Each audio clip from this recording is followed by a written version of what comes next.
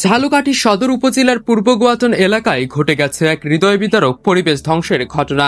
এলাকাবাসীর চোখের সামনে কেটে ফেলা হয় একটি তাল গাছ, যা ছিল শতাধিক বাবুই পাখির নিরাপদ বাসা ও প্রজননের একমাত্র আশ্রয়স্থল।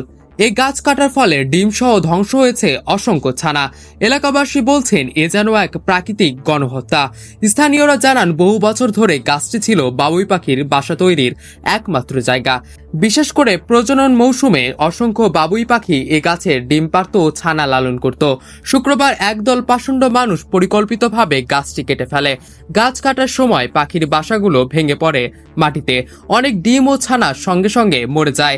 এই দৃশ্য দেখে শোকাহত হয়ে পড়েন গ্রামবাসী। পরিবেশ সচেতন স্থানীয় নাগরিক সাব্বির ও জাহিদ বলেন, এই গাছটি শুধুই একটি গাছ ছিল না, এটি ছিল জীববৈচিত্র্যের এক জীবন্ত নিদর্শন। যারা এটি কেটেছে তারা শুধু গাছ নয়, একটি প্রজন্মকে হত্যা করেছে। তারা আরো বলেন, বাবুই পাখি শুধু প্রাকৃতিক শোভায় নয়, পরিবেশের ভারসাম্য রক্ষায় গুরুত্বপূর্ণ ভূমিকা রাখে।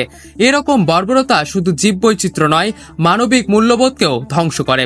এ ঘটনার পর স্থানীয় প্রশাসন কিংবা বন বিভাগ এখনো পর্যন্ত কোনো ধরনের আইনি বা প্রশাসনিক পদক্ষেপ নেয়নি। এলাকাবাসী ও পরিবেশ সচেতন মহল দুঃখ প্রকাশ করে বলেন, এই নিরাপত্তা অপরাধীদের প্রশ্রয় দিচ্ছে। অবিলম্বে দোষীদের চিহ্নিত করে পরিবেশ সংরক্ষণ আইনে শাস্তির আওতায় আনা হোক। উল্লেখ্য, বাবুই পাখি বাংলাদেশের সংরক্ষিত ও উপকারী পাখি। এরা অত্যন্ত শিল্পসম্মতভাবে বাসা বানায়, যা বৈশ্বিকভাবেও প্রশংসিত। তাদের ঘনবসতিপূর্ণ গাছ কেটে ফেলা কেবল একেবারে নিষ্ঠুরতা নয়, এটি প্রাকৃতিক ভারসাম্য ও ভবিষ্যৎ প্রজন্মের জন্য ভয়াবহ বার্তা।